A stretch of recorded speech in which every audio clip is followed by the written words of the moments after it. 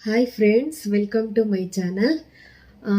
ಏನು ಅಂತಂದರೆ ಆ ಬ್ಲೌಸು ಮೆಷರ್ಮೆಂಟ್ ಇದೆಲ್ಲ ನೆಕ್ಸ್ಟ್ ವಿಡಿಯೋ ಮಾಡ್ತೇನೆ ನಾನು ಟೈಮ್ ಫ್ರೀ ಸಿಕ್ಕಾಗ.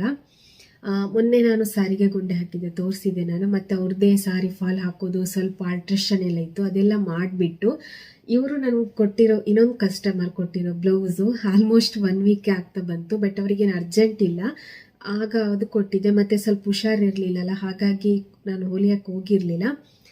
ಸೊ ಇವಾಗ ನಾನು ಸಾರಿಗೆ ಫಾಲು ಮತ್ತು ಸೈಡು ಸ್ಟಿಚ್ಚಿಂಗ್ ಎಲ್ಲ ಮಾಡಿದ್ದೀನಿ. ಏನು ಅಂತ ಅಂದರೆ, ಅವ್ರು ಕೊಟ್ಟಿರೋದು ನನಗೆ ಬ್ಲೌಸು ಪಫ್ ಸ್ಲೀವ್ ಹೊಲಿಯೋದಕ್ಕೆ ಅಂತೇಳಿ. ನಾನು ಓಕೆ ಆಗುತ್ತೆ ಅಂದರೆ, ನಾನು ಫಸ್ಟ್ ಟೈಮ್ ಅಲ್ಲ ಹೊಲಿತಿರೋದು ಪಫ್ ಸ್ಲೀವು, ಹಾಗಾಗಿ ಹೊಲಿಬೋದು ಅಂತ ಒಂದು ಕಾನ್ಫಿಡೆಂಟಲ್ಲಿ ಏನು ಮಾಡಿದೆ, ಓಕೆ ಅಂತ ಹೇಳಿ ಹೇಳಿಬಿಟ್ಟೆ ಪಫ್ ಸ್ಲೀವ್ ಹೊಲಿತೀನಿ ಅಂತ. ಬಟ್ ಬಟ್ಟೆ ನಾನು ಕ್ಲಾತ್ ಎಲ್ಲ ನೋಡಿಲ್ಲ. ಇದು ಬ್ಲೌಸು ಪೀಸ್ ಕಟ್ ಮಾಡಿದ್ದೆ, ಬಟ್ ನನಗೆ ಗೊತ್ತಿಲ್ಲ ಅದು. ಅಂದರೆ ಇವಾಗ ನಮ್ಗೆ ಏನಾಗುತ್ತೆ ಗೊತ್ತಾ, ತುಂಬ ತೆಳುವಾಗಿರೋ ಬಟ್ಟೆ ಸಿಕ್ಕಿದ್ರೂ ಕರೆಕ್ಟಾಗಿ ಆಗುತ್ತೆ, ಪಫ್ ಸ್ಲೀವ್ ಮಾಡೋದಕ್ಕೆ ಕರೆಕ್ಟ್ ಆಗುತ್ತೆ. ಕೆಲವೊಂದು ಬಟ್ಟೆಗಳು ನಾವು ಏನೇ ಮಾಡಿದರೂ ಅದನ್ನು ಹಿಡಿಯೋದಕ್ಕೆ ಆಗಲ್ಲ ನಮಗೆ. ಸೊ ಆ ಥರ ಆಗಿಬಿಟ್ಟಿದೆ ನಂದು ಪರಿಸ್ಥಿತಿ. ಸೊ ಅವ್ರು ಪಫ್ ಸ್ಲೀವ್ ಹೊಲಿಯೋದಕ್ಕೆ ಹೇಳಿದರು. ಸೊ ನಾನು ಏನು ಮಾಡಿದೆ, ನಿನ್ನೆ ಕಟ್ಟಿಂಗ್ ಎಲ್ಲ ಮಾಡಿಬಿಟ್ಟೆ.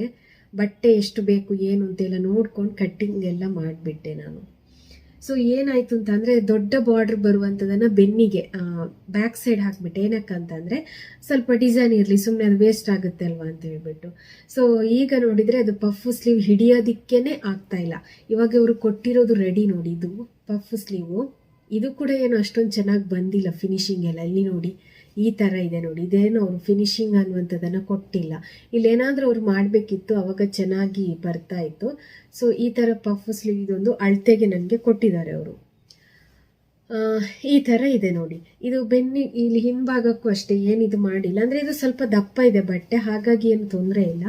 ಸೊ ಇದೊಂದು ನನಗೆ ಚಾಲೆಂಜಿಂಗ್ ಆಗಿದೆ ಆಯಿತಾ, ಈ ಸಾರಿ ಬ್ಲೌಸನ್ನು ಹೊಲಿಯೋದು. ಯಾಕಂದರೆ ತುಂಬ ಜಾರ್ತಾ ಇದೆ. ಇವಾಗ ನೈಲನ್ ಬಟ್ಟೆ ಆದ್ರೂ ಜಾರಿದ್ರೂ ನಮಗೆ ಸ್ಟಿಚ್ ಮಾಡೋಕ್ಕಾಗುತ್ತೆ. ಬಟ್ ಇದು ಏನು ಗೊತ್ತಾ, ಸೀರೆ ದಾರಗಳೆಲ್ಲ ದೂರ ದೂರ ದೂರ ಇದೆ ಸಾರಿದು ಪೀಸಿದು.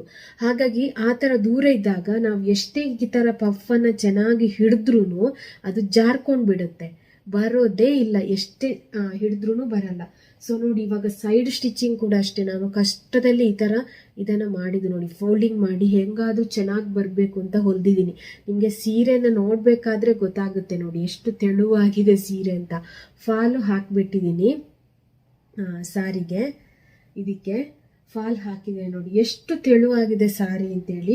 ತೆಳುವಾದರೂ ಪರವಾಗಿಲ್ಲ ಫ್ರೆಂಡ್ಸ್, ಇದು ದಾರ ತುಂಬ ದೂರ ದೂರ ದೂರ ದೂರ ಇದೆ. ಇಂಥ ಸಾರಿಗಳನ್ನ ನಾನು ನೋಡಿಲ್ಲಪ್ಪ. ಎಲ್ಲಿ ತಗೊಂಡಿದ್ದಾರೆ ಗೊತ್ತಿಲ್ಲ. ಅವ್ರು ತಮಿಳ್ನಾಡಿನವ್ರು ಆ್ಯಕ್ಚುಲಿ, ಅಲ್ಲಿಂದನೇನೋ ತಗೊಂಡು ಬಂದಿದ್ದಾರೆ ಅಂತ ಅನಿಸುತ್ತೆ ನನಗೆ. ಅಷ್ಟು ತೆಳುವಾಗಿದೆ. ಈಗ ನಾನು ನಿಮಗೆ ಬ್ಲೌಸ್ ಪೀಸ್ ತೋರಿಸ್ತೀನಿ ನೋಡಿ, ಇಷ್ಟು ತೆಳುವಾಗಿದೆ. ಮತ್ತೆ ನೋಡಿದ್ರೆ ದಾರ ಎಷ್ಟು ದೂರ ದೂರ. ಇದನ್ನು ಹೆಂಗಪ್ಪ ಪಫ್ ಸ್ಲೀವ್ ಹಿಡಿಯೋದು ಅಲ್ವಾ? ದೊಡ್ಡ ದೊಡ್ಡ ಇದು ಸ್ಲೀವ್ಸನ್ನು ಹಿಡಿಬೋದಿತ್ತು. ಬಟ್ ಏನು ಅಂತಂದರೆ, ಇಲ್ಲಿ ನನಗೆ ಬಟ್ಟೆ ಸಾಕಾಗ್ತಾ ಇಲ್ಲ ಒಂದು, ಇನ್ನೊಂದೇನು ನನ್ನ ಕಟ್ಟಿಂಗ್ ಆಲ್ರೆಡಿ ಆಗಿ ಹೋಗಿದೆ. ಸೊ ದೊಡ್ಡ ದೊಡ್ಡ ಪಫ್ ಹಿಡಿಯೋದಕ್ಕಾಗಲ್ಲ. ಅವರು ಸಣ್ಣ ಸಣ್ಣ ಪಫ್ ಹಿಡಿ ಅಂತ ಹೇಳಿದರು, ಬಟ್ ಸಣ್ಣ ಸಣ್ಣ ಪಫ್ ಹಿಡಿಯೋದಕ್ಕಾಗಲ್ಲ. ಆಮೇಲೆ ದೊಡ್ಡ ದೊಡ್ಡದು ಕೂಡ ಅಷ್ಟೇ, ಈ ಥರ ಫ್ಲೀಟನ್ನು ಹಿಡಿಬೋದು. ಬಟ್ ಏನು ಅಂತಂದರೆ ಅದು ಅಷ್ಟೊಂದು ನೀಟಾಗೂ ಕಾಣಿಸಲ್ಲ. ಇನ್ನೊಂದು ನಾನೇನು ಮಾಡಿದ್ದೀನಿ ಅಂದರೆ, ಪಟ್ಟಿಯನ್ನೆಲ್ಲ ಕಟ್ ಮಾಡಿಬಿಟ್ಟಿದ್ದೀನಲ್ಲ ಆಲ್ರೆಡಿ, ಹಾಗಾಗಿ ನನಗೆ ಏನು ಮಾಡೋದಕ್ಕಾಗ್ತಾ ಇಲ್ಲ. ಸೊ ಹಾಗಾಗಿ ಸಣ್ಣ ಸಣ್ಣ ಪಫ್ ಹಿಡಿಯೋದಕ್ಕಾಗಲ್ಲ ಅಂತ ಹೇಳಿದೆ ನಾನು ಅವರಲ್ಲಿ. ಹಾಗಾದರೆ ಓಕೆ, ನಾರ್ಮಲ್ ಸ್ಲೀವ್ ಹೊಲಿಯಿರಿ ಅಂತ ಹೇಳಿದ್ರಿ ಈಗ. ಸೊ ಹಾಗಾಗಿ ಇವಾಗ ಬಂದು ಕೂತಿದ್ದೇನೆ ಹೊಲಿಬೇಕು ಅಂತ. ಇದಕ್ಕೆ ಥ್ರೆಡ್ ಪೈಪಿಂಗನ್ನು ನಾನು ಕೊಡ್ತಾ ಇಲ್ಲ, ಅದು ಸ್ವಲ್ಪ ಕಷ್ಟ ಆಗುತ್ತೆ ಹೊಲಿಯೋದು. ಯಾಕಂದರೆ ತುಂಬ ತೆಳು ಇದೆಯಲ್ಲ ಸಾರಿ. ಹಿಂಗೆ ಎಳ್ದಾಗ ಏನಾಗುತ್ತೆ ಗೊತ್ತಾ, ಬಟ್ಟೆ ಫುಲ್ ಎಳ್ದಾಗ ಫುಲ್ ಎಳ್ದು ಬರುತ್ತೆ, ದಾರನು ಕಿತ್ತು ಬಂದಾಗ ಆಗುತ್ತೆ. ಆ ಥರ ಇದೆ ಇದು ಬಟ್ಟೆ. ನೈಲನ್, ಅದಕ್ಕಿಂತ ನೈಲನ್ ಆದರೂ ಪರವಾಗಿಲ್ಲಪ್ಪ, ತೆಳು ಇದ್ರೂ ಹೊಲಿಯೋದಕ್ಕಾಗುತ್ತೆ. ಜಾರ್ಕೊಂಡು ಬಂದಳು, ಇದು ಜಾರುತ್ತೆ. ಮತ್ತು ಇನ್ನೊಂದು ಏನಂದರೆ ದಾರ ಬರುತ್ತೆ. ಯಾಕಂತಂದರೆ ನಾನು ಹೇಳ್ದಲ್ಲ ನಿಮ್ಗೆ, ಇದೆಷ್ಟು ದೂರ ದೂರ ದಾರ ಇದೆ ನೋಡಿ ಸೀರೆದು, ಆಯಿತಾ? ಇಲ್ಲಿ ನೋಡಿ, ಇಲ್ಲೆಲ್ಲ ಕಿತ್ತು ಬರ್ತಾ ಇದೆ ದಾರಗಳು ನೋಡಿ, ಎಷ್ಟು ತೆಳುವಾಗಿದೆ ನೋಡಿ ಇದು. ಇದಕ್ಕೀಗ ಲೈನಿಂಗ್ ಹಾಕಿ ಹೊಲಿಬೇಕು. ಇದು ಕೂಡ ಕಷ್ಟ, ನಾರ್ಮಲ್ ಆಗಿ ಹೊಲಿಯೋದು ಕೂಡ ಕಷ್ಟನೇ. ಬಟ್ ನೋಡೋಣ ಹೇಗಾಗುತ್ತೆ ಅಂತ ಗೊತ್ತಿಲ್ಲ. ಏನೋ ಒಂದು ಪ್ಲ್ಯಾನಿಂಗ್ ಮಾಡಿ ಹೊಲಿತೇನೆ ಈಗ, ನೋಡಬೇಕು. ಈ ವಿಡಿಯೋ ಮಾಡಿರೋ ಉದ್ದೇಶ ಬಂದು, ನಾವು ಯಾವುದೇ ಒಂದು ಬಟ್ಟೆನ ಸ್ಟಿಚ್ಚಿಂಗಿಗೆ ಅಂತ ತಗೊಂಡಾಗ ಅವ್ರು ಯಾವುದು ಹೊಲಿಬೇಕು ಅಂತ ಹೇಳ್ತಾರೆ ನೋಡಿ, ಅದನ್ನು ನಾವಾಗಲೇ ನೋಡಬೇಕು. ನನ್ಗೆ ಇವಾಗ ಗೊತ್ತಾಯ್ತು. ಇನ್ನು ಯಾರೇ ಬ್ಲೌಸ್ ಹೊಲಿಯಕ್ಕೆ ಕೊಟ್ಟರು ಫಸ್ಟ್ ಕ್ಲಾತ್ ಹೇಗಿದೆ, ಬಟ್ಟೆ ಹೇಗಿದೆ ಅಂತೇಳಿ ನೋಡಿಕೊಂಡು ಮತ್ತೆ ಅದು ಓಕೆ ಅಂತ ಹೇಳಬೇಕು. ಯಾಕಂದರೆ ಈ ಥರ ಎಲ್ಲ ಇದ್ದಾಗ ಇದನ್ನು ಪಫ್ ಸ್ಲೀವ್ ಹೊಲಿಯೋಕ್ಕಾಗಲ್ಲ. ಇದೇನು ಸೀರೆ ಏನು ತುಂಬ ಚೆನ್ನಾಗೇನಿಲ್ಲ, ಬಟ್ ನಾರ್ಮಲ್ ಸೀರೆ ಇದು. ಇದಕ್ಕೆ ಏನು ನಾವು ಪಫನ್ನೇ ಇಡಬೇಕು ಅಂತ ಏನಿಲ್ಲ. ಇದು ನಾರ್ಮಲ್ ಏನು ಸ್ಲೀವ್ಸನ್ನು ಹೊಲಿಬೇಕು. ಸುಮ್ಮನೆ ಅದಕ್ಕೆ ಏನು ಅದರಿಂದ ಏನು ಇದಾಗಲ್ಲ. ಅಷ್ಟು ಇದು ಇರುವುದು ಥಿಕ್ನೆಸ್ ಇಲ್ಲಲ್ಲ ಅದು ಬಟ್ಟೆ, ಹಾಗಾಗಿ ನಮಗೆ ಹೊಲಿಯೋದಿಕ್ಕಾಗಲ್ಲ, ತುಂಬ ಕಷ್ಟ ಆಗುತ್ತೆ ಅದು. ಪಫ್ ಅಂತೂ ಹಿಡಿಯೋದಿಕ್ಕೆ ಸಾಧ್ಯನೇ ಇಲ್ಲ. ಯಾಕಂದರೆ ಹಿಂಗೆ ಎಳ್ದಾಗ ಏನಾಗುತ್ತೆ ಗೊತ್ತಾ, ಪಫ್ ಹಿಡ್ದಾಗ ಅದು ಎಳಿಯತ್ತೆ, ಜಾರ್ಕೊಂಡು ಬಿಡುತ್ತೆ. ಈಚೆ ಸೈಡಿಂದನೂ ಪಫ್ ನೀಟಾಗಿ ಬರ್ತಾ ಇಲ್ಲ ಅದು. ಈಗ ದೊಡ್ಡದಾಗಿ ಹಿಂಗೆ ಹಿಡಿದ್ರೂ ಅಲ್ಲಿ ನೀಟಾಗಿ ಬರ್ತಾ ಇಲ್ಲ, ಅದು ಜಾರ್ಕೊಂಡು ಬಿಡುತ್ತೆ, ಆ ಥರ ಇದೆ. ಸೊ ನನಗೆ ಅನಿಸ್ತು, ನನಗೆ ಪಫ್ ಸ್ಲೀವ್ ಹೊಲಿಯೋಕ್ಕೆ ಆಗ್ತಾ ಇಲ್ವಾ ಏನು ಅಂತ ನನಗೇನು ಇದಾಯಿತು. ಬಟ್ ನಾನು ಬೇರೆ ಬೇರೆ ಬಟ್ಟೆಗಳಿಗೆ ಅದೀಗೆಲ್ಲೋ ಬಿದ್ದಿದೆ, ಪಾಪೆಲ್ಲೋ ಎತ್ಕೊಂಡು ಹಾಕಿದ್ದಾಳೆ. ಬೇರೆ ಬೇರೆ ನಂದು ಏನು ಉಳಿದಿರೋ ಬಟ್ಟೆಗಳಿದೆಯಲ್ಲ, ಅದಕ್ಕೆ ನಾನು ಪಫನ್ನು ಹಿಡಿದು ನೋಡಿದೆ, ಆಗುತ್ತೆ. ಅಂದರೆ ಈ ಬಟ್ಟೆ ಅದಕ್ಕೆ ಮ್ಯಾಚಿಂಗ್ ಆಗ್ತಾ ಇಲ್ಲ ಅಷ್ಟೇ. ಈಗ ನಂದು ಬ್ಲೌಸ್ ಇದೆ ಹೊಲಿಯೋದು, ಅದನ್ನು ನಾನು ಫ್ಲೀಟ್ ಅದೇ ಪಫ್ ಥರ ಫ್ಲೀಟ್ ಇಟ್ಟು ಬಾರ್ಡ್ರ್ ಥರ ಕೊಟ್ಟು ಆ ಥರ ಹೊಲಿಬೇಕು ಅಂತ ಇದ್ದೇನೆ. ಸೊ ನೋಡೋಣ, ಅದನ್ನು ವಿಡಿಯೋ ಮಾಡ್ತೇನೆ ನಾನು. ಆದರೆ ಇದು ನನಗೆ ವಿಡಿಯೋ ಮಾಡೋದಕ್ಕಾಗಿರಲಿಲ್ಲ. ಸೊ ಹಾಗಾಗಿ ನಾವು ಬಟ್ಟೆಗಳನ್ನು ತಗೊಂಡಾಗ ಕರೆಕ್ಟಾಗಿ ನೋಡ್ಕೋಬೇಕು ಹೇಗಿದೆ, ಕ್ಲಾತ್ ಹೇಗಿದೆ ಅಂತೇಳಿ. ಯಾಕಂದರೆ ಆ ಥರ ಕ್ಲಾತ್ಗಳಿದ್ದಾಗ ನಮಗೆ ಸ್ಟಿಚಸ್ ಮಾಡೋದಕ್ಕೆ ಬರಲ್ಲ, ಕಟ್ಟಿಂಗ್ ಎಲ್ಲ ಮಾಡಿ ಮತ್ತಿನ್ನೇನು ಮಾಡೋದಕ್ಕಾಗಲ್ಲ. ಸೊ ಹಾಗಾಗಿ ನನ್ನ ಕಥೆನೂ ಅದೇ ಥರ ಆಗಿದೆ. ಸೊ ನೋಡೋಣ ಇವಾಗ ಹೇಗೆ ಅದನ್ನು ಹೊಲಿತೇನೆ ಅಂತೇಳಿ. ಯಾಕಂದರೆ ಇವಾಗೊಂದು ಕಟ್ ಮಾಡಿದ್ದೀನಿ, ಹೇಗೆ ಅದನ್ನು ಫಿನಿಶಿಂಗ್ ಮಾಡಿ ಒಂದು ಬ್ಲೌಸ್ ಥರ ಹೆಂಗೆ ರೆಡಿ ಮಾಡ್ತೀನಿ ಅಂತೇಳಿ.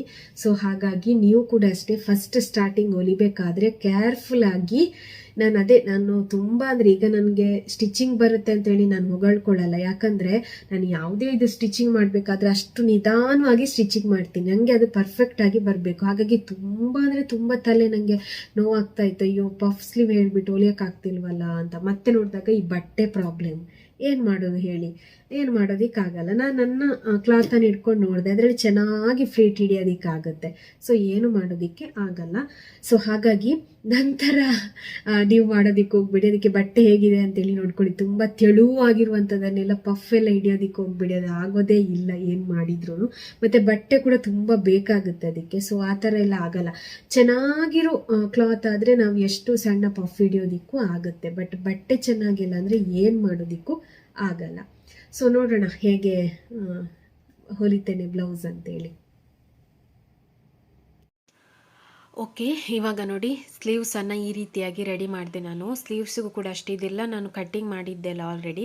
ಆ್ಯಕ್ಚುಲಿ ಸ್ಲೀವ್ಸ್ಗೆ ಇದೆಲ್ಲ, ಅದನ್ನು ನಾನು ಬೆನ್ನಿನ ಭಾಗಕ್ಕೆ ಇಟ್ಟಿದ್ದೇನೆ. ಹಾಗಾಗಿ ಸ್ಲೀವ್ಸು ಇದಕ್ಕೆ ಏನಾದರೂ ಒಂದು ಇಡಬೇಕು ಅಂತೇಳಿ ಮತ್ತೆ ಇದಕ್ಕೆ ಪಟ್ಟಿಯನ್ನು ಕೂರಿಸ್ಬಿಟ್ಟು ಮತ್ತೆ ಇದಕ್ಕೆ ಸೈಡಿಗೆ ನಾನು ಈ ಥರ ಲೇಸನ್ನು ಹಚ್ಚಿದ್ದೀನಿ. ಚೆನ್ನಾಗಿ ಕಾಣಿಸ್ತಾ ಇದೆಯಾ ಹೇಳಿ, ಈ ಥರ. ಆಮೇಲೆ ಇನ್ನೊಂದು ಏನು ಗೊತ್ತಾ, ಇದಕ್ಕೆ ಸ್ಲೀವ್ಸಿಗೆ ಇಲ್ಲಿ ಎಕ್ಸ್ಟ್ರಾ ನಾನು ಸ್ವಲ್ಪ ಕ್ಲಾತನ್ನು ಕೊಡಬೇಕಿತ್ತು, ಲೈನಿಂಗು ನೋಡಿ ಈ ಥರ ಕೊಟ್ಟಿದ್ದೇನೆ. ಆಮೇಲೆ ಫ್ರಂಟು ಬ್ಯಾಕು ಯಾವುದೆಲ್ಲ ಅಂತೇಳಿ ಮೊದಲೇ ಬರೆದಿಟ್ಕೊಳ್ತೇನೆ ನೋಡಿ. ಇಲ್ಲಿ ನಾನು ಸ್ಲೀವ್ಸ್ ಇದು ಏನು ಲೈನಿಂಗನ್ನು ಅಟ್ಯಾಚ್ ಮಾಡಿರೋದು ಗೊತ್ತಾಗಲ್ಲ ನೋಡಿ. ಅದಕ್ಕೆಲ್ಲ ಏನು ಹೇಗೆ ಹೊಲಿಬೇಕು ಅಂತೆಲ್ಲ ಇದೆ, ಅದನ್ನು ನೆಕ್ಸ್ಟ್ ನಾನು ವೀಡಿಯೋ ಮಾಡ್ತೇನೆ. ಸದ್ಯಕ್ಕೆ ನನಗೆ ವೀಡಿಯೋ ಮಾಡೋದಕ್ಕಾಗಲ್ಲ. ಸೊ ಅದಕ್ಕೋಸ್ಕರ ನಾನು ಕಟ್ಟಿಂಗ್ ಇದೆಲ್ಲ ಆಮೇಲೆ ನಾನು ವೀಡಿಯೋಗಳನ್ನು ಮಾಡ್ತೇನೆ. ಸೊ ಈ ಥರ ಸ್ಲೀವ್ಸನ್ನು ನಾನು ರೆಡಿ ಮಾಡಿದ್ದೀನಿ ನೋಡಿ. ಎಷ್ಟು ತೆಳುವಾಗಿರೋ ಕ್ಲಾತ್, ಅದಕ್ಕೆ ಲೈನಿಂಗ್ ಸ್ವಲ್ಪ ಹಾಕಿದ ತಕ್ಷಣ ಸ್ವಲ್ಪ ನೀಟಾಗಿ ಕಾಣಿಸ್ತಾ ಇದೆ. ಬಟ್ ಹಾಗೇ ಹೊಲಿಬೇಕು ಆಯಿತಾ, ಅಷ್ಟು ತೆಳುವಾಗಿರುವಂಥ ಬಟ್ಟೆ ನೋಡಿ. ಪಫ್ ಸ್ಲೀವ್ ಹೊಲಿಯೋದಕ್ಕೆ ಹೋಗಿ ಏನಾಯಿತು ಅಂತೇಳಿ, ಈಗ ನಾನು ಬ್ಯಾಕ್ ನೋಡಿ, ಇದು ಆ್ಯಕ್ಚುಲಿ ಸ್ಲೀವ್ಸಿಗೆ ಇದ್ದಿದ್ದು, ಬಟ್ ಇದು ಬ್ಯಾಕಿಗೆ ಇರಲಿ ಅಂತೇಳ್ಬಿಟ್ಟು ಸ್ಲೀವ್ಸಿಗೆ ಪಫ್ ಕೊಡ್ತೀವಲ್ವ, ಅದಕ್ಕೋಸ್ಕರ ನಾನು ಈ ಥರ ಕಟ್ ಮಾಡಿ ಇಟ್ಕೊಂಡಿದ್ದು.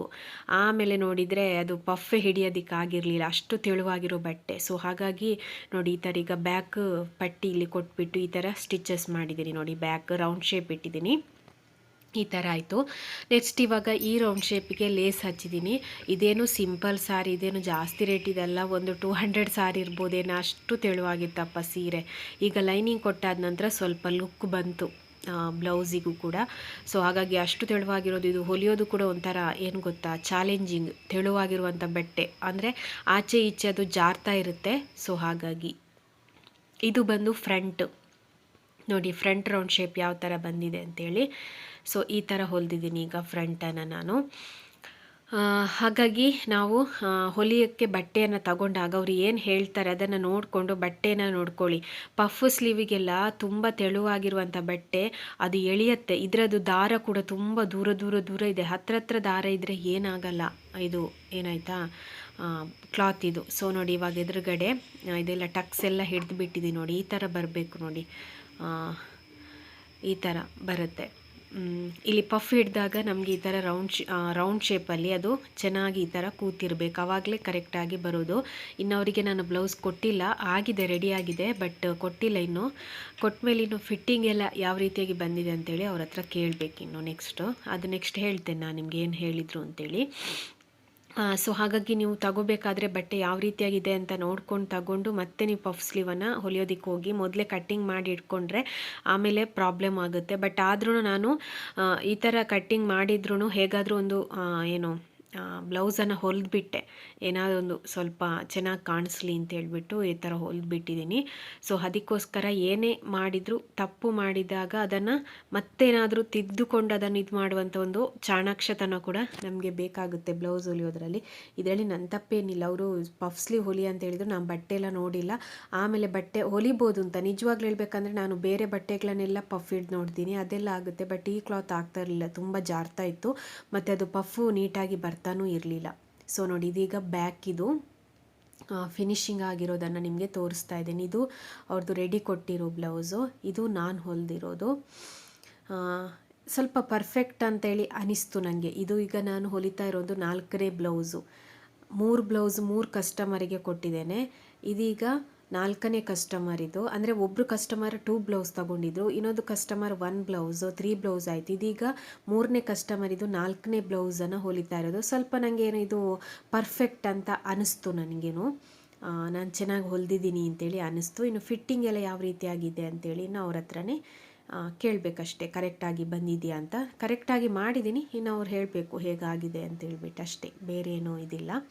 ಸೊ ಇದಕ್ಕೆ ಪೈಪಿಂಗ್ ಎಲ್ಲ ಮಾಡ್ಬೋದಿತ್ತು, ಬಟ್ ಪೈಪಿಂಗ್ ಥ್ರೆಡ್ ಇದೆ ನನ್ನ ಹತ್ರ, ಅದೆಲ್ಲ ಹೊಲಿತಾ ಕೂತ್ಕೊಂಡು ತುಂಬ ಲೇಟ್ ಆಗುತ್ತೆ. ಅದನ್ನು ಮೊದಲೇ ನಾನು ರೆಡಿ ಮಾಡಿ ಇಟ್ಕೋಬೇಕು. ಅದಕ್ಕೋಸ್ಕರ ಫ್ರಂಟಿಗೆ ನಾನು ಏನಿದು ಮಾಡಿಲ್ಲ.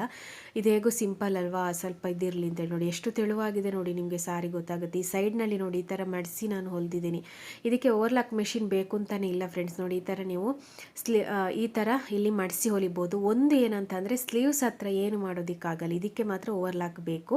ಅದೊಂದು ಬಿಟ್ಟರೆ ಈಚೆ ಸೈಡ್ ನಾವು ಮಡಿಸಿ ಹೊಲಿಬೋದು. ಸೊ ಯಾವ ರೀತಿಯಾಗಿ ಬ್ಲೌಸ್ ಹೊಲಿದಿದ್ದೇನೆ ಅಂತೇಳಿ ಇನ್ನು ಹೇಳಿ ನೆಕ್ಸ್ಟ್ ವಿಡಿಯೋದಲ್ಲಿ ನಾನು ಬ್ಲೌಸ್ ಮೆಷರ್ಮೆಂಟ್ ಯಾವ ರೀತಿಯಾಗೆಲ್ಲ ಮಾಡೋದು ಅಂತೇಳಿ ನೆಕ್ಸ್ಟ್ ನಿಮಗೆ ವಿಡಿಯೋ ಮಾಡ್ತೇನೆ ಅದನ್ನು. ಸೊ ಲಲಿತಾ ಸಿಸ್ಟರ್ ಅವರು ಕೂಡ ಹೇಳ್ತಾ ಇದ್ದಾರೆ ವಿಡಿಯೋ ಮಾಡಿ ಅಂತ. ಸ್ವಲ್ಪ ಲೇಟ್ ಆಗ್ತಾ ಇದೆ, ಬಟ್ ನೀವು ಕ್ಷಮಿಸ್ತೀರಾ ಅಂತ ಅಂದ್ಕೊಳ್ತೀನಿ.